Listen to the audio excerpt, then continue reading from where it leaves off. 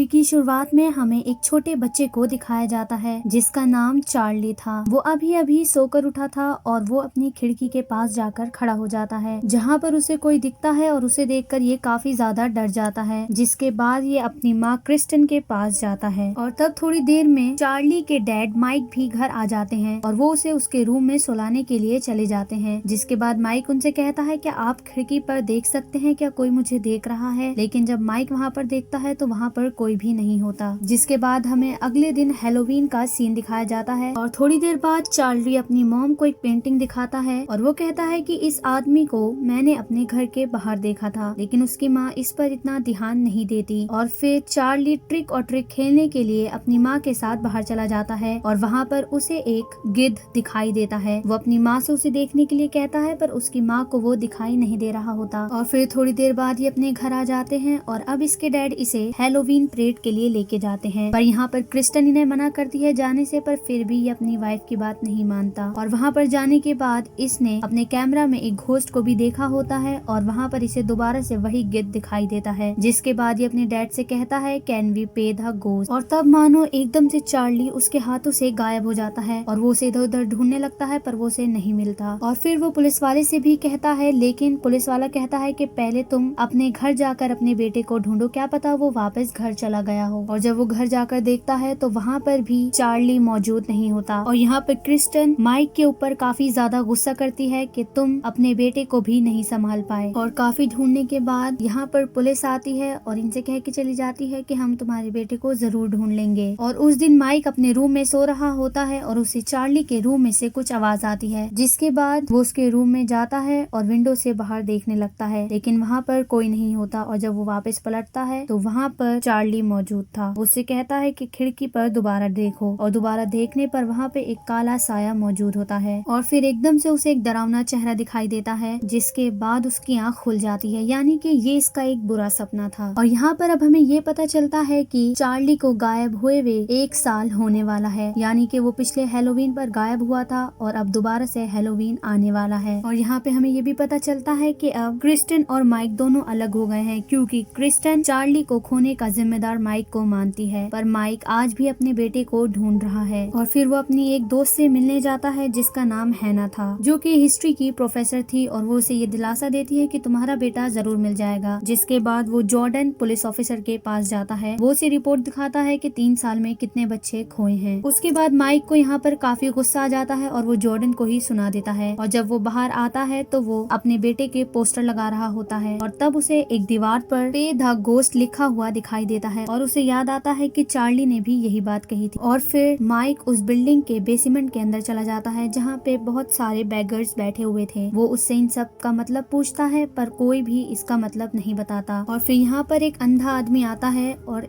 तब हमें बहुत तेज किसी के चिल्लाने की आवाज आती है। माइक इस अंधे आदमी से पूछता है ये सब क्या था, पर उसे खुद भी नहीं पता होता। वो उसे एक दीवार के पास लेके जाता है जहाँ पर पे द घोस्ट लिखा हुआ था। और तब हमें माइक के पीछे एक बहुत डरावनी औरत को भी दिखाया जाता है। यहाँ पर अब थोड़ी देर बाद माइक क्रिस्टन से मिलने के लिए जाता है और माइक क्रिस्टन से कहता है कि चार्ली मुझसे अभी भी बात करने की कोशिश करता है। और ये सब सुनकर क्रिस्टन को काफी ज्यादा गुस्सा आ जाता है। वो सोचती है कि माइक ये सब बहाने बना रहा है। लेकिन उस रात जब क्रिस्टन अपने घर चली जाती है और सोने लगती है तब उसे नीचे से कुछ आवाज आती है और जब वो देखने जाती है तो चार्ली की साइकिल अपने आप ही मूव कर रही थी। ये देखने के बाद वो अगले दिन ही माइक के पास वापस जाती है और उससे कहती है हाँ तुम सच कह रहे थे। और फिर ये दोनों एलेक्सा नाम की लड़की के पेरेंट्स से मिलने जाते हैं। यहाँ पर वो इसके फादर से मिलते हैं जो कि हैलोवीन के दिन ही गायब हुई थी और उसे गायब हुए 1 साल से कहीं ज्यादा हो गया था। इसके फादर इन्हें बताते हैं कि वो मुझे 1 साल तक तो दिखाई दी थी, लेकिन फिर उसके बाद वो मुझे नहीं दिखाई दी। जिसके बाद ये सारी बात माइक जॉर्डन को भी बताता है और जॉर्डन जब लापता हुए बच्चों की लिस्ट देखता है तो उसमें उसी दिन 2 बच्चे और भी गायब हुए थे। और यहाँ पर इन 2 बच्चों का नाम मिया और पापला था। और फिर जॉर्डन एक रेस्टोरेंट में जाता है और वो मिया की मॉम से मिलता है। उसकी मॉम को ऐसा लगता है कि मिया मिल चुकी है, पर जॉर्डन उस रात के बारे में इससे बात करता है। और यहाँ पर मिया की मॉम बताती है कि उसकी बेटी उसे दिखती रहती है और वो उससे कहती है कि मुझे इस घोस्ट से बचा लो। जिसके बाद इस रेस्टोरेंट में आग लग जाती है और फिर हमें माइक को दिखाया जाता है जो कि खिड़की से बाहर देख रहा होता है और उसे 3 बच्चे फुल कॉस्ट्यूम पहने हुए दिखाई देते हैं। जिसके बाद वो तीनों बच्चे अचानक से जल जाते हैं और उसे रूम रूम में भी बहुत सारे बच्चे दिखाई देते हैं। और फिर ये सारी बातें माइक क्रिस्टन को बताता है और अगले दिन क्रिस्टन एक औरत को बुलाती है जो कि स्पिरिट से बात कर सकती थी। और जब वो चार्ली के रूम में जाती है तो उसे कुछ भी अजीब महसूस नहीं होता, पर जब वो खिड़की पर खड़ी होती है तो उसे बहुत सारे बच्चों की स्पिरिट दिखाई देती है। और उसके बाद कोई उसे बहुत तेज धक्का देता है और उसका गला दबा देता है और तब वो यहीं पर ही मारी जाती है। और जब हमें गौर से उसे दिखाया जाता है तो उसकी पूरी बॉडी जल चुकी थी। और ये सब माइक अब जॉर्डन को बताता है और जॉर्डन इस पर यकीन नहीं कर रहा होता। और रात में जब माइक बाहर बैठा होता है तो उसे क्रिस्टन के रूम में से कुछ आवाज आने लगती है। और जब वो वहाँ जाकर देखता है तो क्रिस्टन का फेस पूरी तरीके से सफेद पड़ चुका था। और यहाँ पर उसका बेटा क्रिस्टन के थ्रू से बात करता है और कहता है कि मुझे यहाँ से बचा लो। और जब माइक क्रिस्टन को और गौर से देखता है तो क्रिस्टन चाकू लेकर अपना हाथ काटने लगती है। और जब माइक उसे होश में लाने की कोशिश करता है तो क्रिस्टन बेहोश हो जाती है। और होश में आने के बाद क्रिस्टन देखती है कि उसके हाथ में एक सिंबल बन चुका है और ये सिंबल वो हैना को दिखाने जाते हैं। और यहाँ पर अब हैना बताती है कि हैलोवीन की रात में एक पूजा करने वाली औरत को आसपास के लोगों ने मार दिया था और उसके बच्चों को भी बड़ी बेरहमी से जलाकर मार दिया था। और यहाँ पर इस औरत का कहना ये था कि वो हर रात हैलोवीन के दिन आएगी और 3 बच्चों को अपने साथ ले जाएगी। और यहाँ पर हैना ये भी बताती है कि इस कम्युनिटी के लोग आज भी न्यूयॉर्क में मौजूद हैं। और फिर माइक और क्रिस्टन उसी कम्युनिटी के लोगों के पास जाते हैं और वो देखते हैं कि वो लोग हैलोवीन को सेलिब्रेट कर रहे हैं, लेकिन बहुत ही अजीब तरीके से। और वहाँ के जो बच्चे हैं वो डॉल्स को आग में फेंक रहे हैं ताकि उन्हें कोई घोस्ट ले ना जाए। जिसके बाद वो एक बूढ़ी औरत से बात करते हैं। यहाँ पर अब माइक और क्रिस्टन उस बूढ़ी औरत से बात करते हैं। वो उन्हें अपने बेटे के बारे में बताते हैं जो अब लापता है। वो उनसे कहती है कि हैलोवीन की रात शैतानों की दुनिया और हमारी दुनिया में कोई भी फर्क नहीं होता, यानी कि कोई घोस्ट दूसरी दुनिया से इस दुनिया में आ सकता है। और यहाँ पर वो औरत ये भी बताती है कि 1 साल के अंदर जिन बच्चों को तुम वापस ला सकते हो बस वही वापस आ सकते हैं, क्योंकि उसके बाद इन्हें लाने की बाउंड्रीज बंद कर दी जाती हैं। और यही एक वजह थी कि चार्ली इन्हें अभी तक दिखाई दे रहा था और बाकी के वो 2 बच्चे भी, क्योंकि अभी इन बच्चों को दूसरी दुनिया में गए हुए 1 साल नहीं हुआ था। उसके बाद क्रिस्टन उस औरत से पूछती है कि हमें उस बाउंड्री का पता कैसे लगेगा। जिसके बाद वो औरत कहती है कि वो हर हैलोवीन से पहले चिल्लाती और रोती है। जिसके बाद माइक को समझ आ जाता है कि उस बेसमेंट की बिल्डिंग में ही वो बाउंड्री मौजूद है। और ये सब जानने के बाद वो यहाँ से जल्दी से निकल जाते हैं। उसके बाद यहाँ पर इन्हें हैना का फोन आता है। वो उसे उस औरत या घोस्ट का नाम बताती है और यहाँ उस घोस्ट का नाम एनी सॉफिन होता है। और लोगों ने उसे इसलिए मार दिया था क्योंकि वो थोड़ा अलग तरीके से पूजा किया करती थी और लोगों को ऐसा लगता था कि वो एक चुड़ैल है। और तब यहाँ पर माइक उस जगह पर पहुँच जाता है, लेकिन वहाँ पर सिर्फ वो अंधा आदमी ही मौजूद था। वो उससे पूछता है कि मुझे रोने वाली औरत कहाँ मिलेगी। जिसके बाद वो अंधा आदमी पूछता है कि तुम्हें उससे क्या काम है। और माइक कहता है कि उसके पास मेरा बेटा है। जिसके बाद वो उसे एक ब्रिज के पास लेके जाता है और वो उससे कहता है कि तुम्हें उस पार वो चुड़ैल मिल जाएगी, लेकिन तुम्हें याद रखना है कि तुम्हें आधी रात से पहले वापस आना है, वरना ये बाउंड्रीज यहीं पर ही बंद हो जाएंगी। उसके बाद वो वहाँ पर जाने लगता है और उसे वहाँ पर बहुत सारे बच्चे दिखाई देते हैं और वो अपने बेटे का नाम चिल्लाने लगता है, लेकिन सभी अपने हाथ ऊपर उठाने लगते हैं क्योंकि यहाँ पर सभी बच्चों को अपने घर जाना होता है। लेकिन जब वो कुछ बच्चों के हाथों को छूता है तो वो उसके हाथ से आर पार हो जाते हैं, यानी कि वो बच्चा अब मर चुके हैं। और तब यहाँ पर उसे उसका बेटा चार्ली मिल जाता है जिसे अब वो वापस लाने लगता है। और तब उसे पीछे से मिया और पपला भी दिखते हैं जो कि उसी हैलोवीन के दिन गायब हुए थे और वो उससे कहते हैं कि हमें भी अपने साथ ले चलो। जिसके बाद वो उन्हें अपने साथ लाने लगता है और तब वहाँ पर वही घोस्ट मौजूद होती है जो कि माइक को उसकी दुनिया में जाने से रोक रही होती है। पर यहाँ पर इन सभी बच्चों की आत्माएं मिलकर उस घोस्ट को रोक लेती हैं और इन चारों को यहाँ से जाने देती हैं, क्योंकि यहाँ पर ये सारे ही लोग ये चाहते थे कि हम नहीं बच पाए, लेकिन जो जिंदा हैं वो तो वापस अपने घर चले जाएं। और फिर माइक जल्दी से इन सभी को वापस ले आता है और तब दूसरी दुनिया का दरवाजा बंद हो जाता है। और फिर जब माइक चार्ली को घर लाता है तो क्रिस्टन बहुत ही ज्यादा खुश होती है, लेकिन यहाँ पर चार्ली को कुछ भी याद नहीं रहता। और अब यहाँ पर मिया और पाब्लो भी वापस अपने घर जा चुके होते हैं और ये दिखाते हुए ही इस मूवी की एंडिंग हो जाती है।